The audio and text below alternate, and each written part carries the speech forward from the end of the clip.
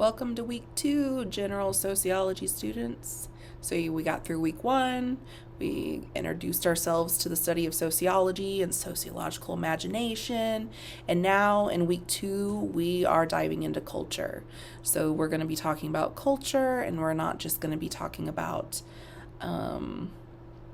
things like holidays we celebrate, right? Or religion. Those are definitely parts of it, but there's so much more. There's kind of unspoken rules, formal and informal norms that we experience that about how we behave. For example, a lot of times it's easy for us to think of our own culture and our own experience as normal or the default. That's especially true of groups that are the majority rather than a minority in society.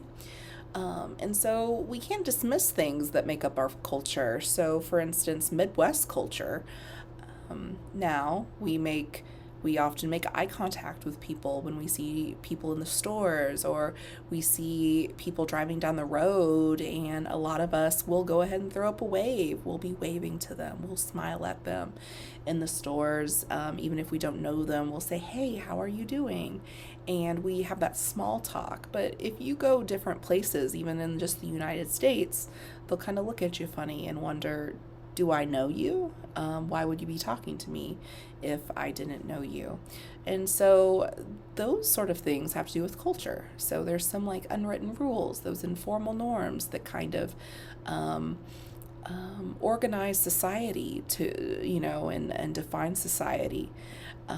And so those things are not the default. Just because we experience them doesn't mean that everybody else does.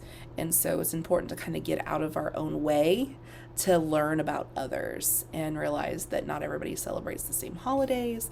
Not everybody approaches, different interactions, like interpersonal interactions with people, the same way.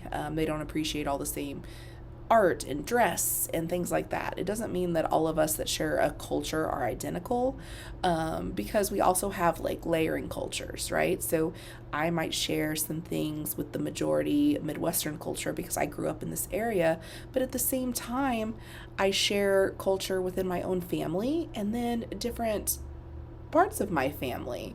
So I have a unique experience, as does others. And so recognizing that means we don't miss out on really understanding how interesting our society and our world is, and the people who live in it. So I think you'll find this interesting. I want you to think about your own culture and other people's culture. And we can only really understand other cultures from the view of our own. So it's that cultural relativism. So that helps us compare and see how things are different and how things are the same, but we can't put the same expectations. That's another piece of cultural relativism. So we can only really understand culture in the context from when it's developed. So we can't go, let me think about culture in this person's experience as if they plop down in my own life, in my own town, in my own household, and then they might look a lot more. It may look strange. It may be confusing how somebody could come to have these sort of social norms, have these sort of values. But if we think about someone's values, someone's culture, someone's experience in the realm of their own lived experience, where they're from, who they've interacted with, who their agents of socialization are, those are the people in society and communities that influence who we become.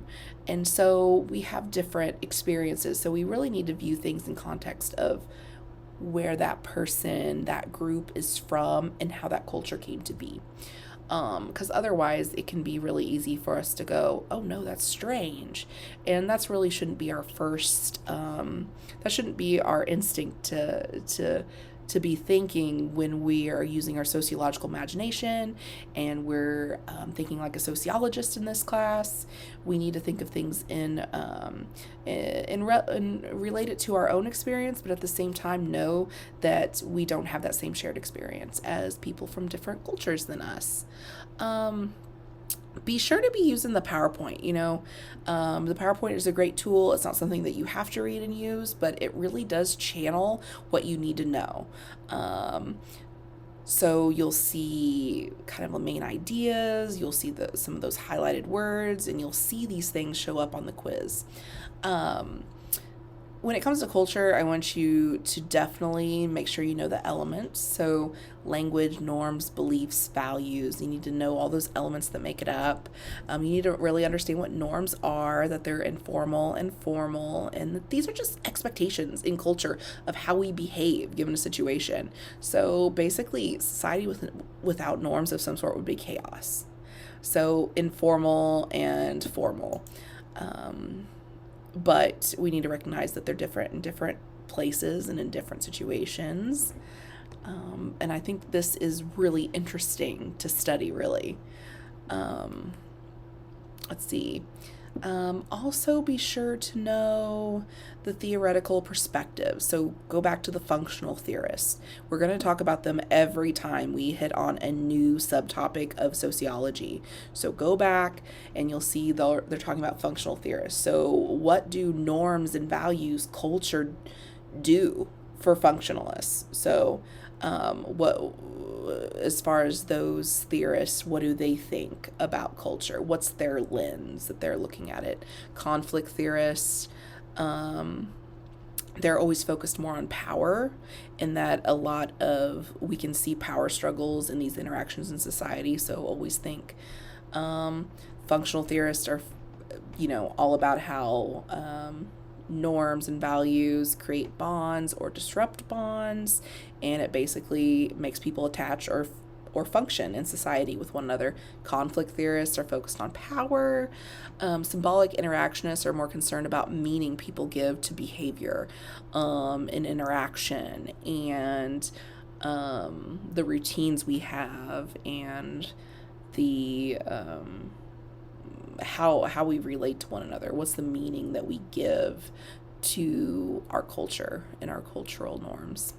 And then feminist theory is also something that we look at a lot. So it just analyzes the power differences between men and women in certain cultural situations and within certain institutions. So it's another lens that we look at these things under. There's also, at the end of the PowerPoint, there's some assessment questions.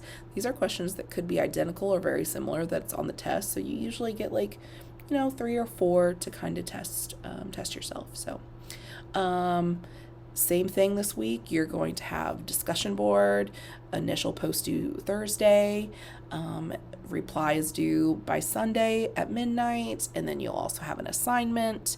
This week you're going to write about a day in the life in a place that is absent culture or does not have diversity of culture. Read that prompt and get creative with that. I look forward to reading these. And then you'll also have the 20-point quiz. Open book, open everything. So let me know if you have any questions. I'm happy to help.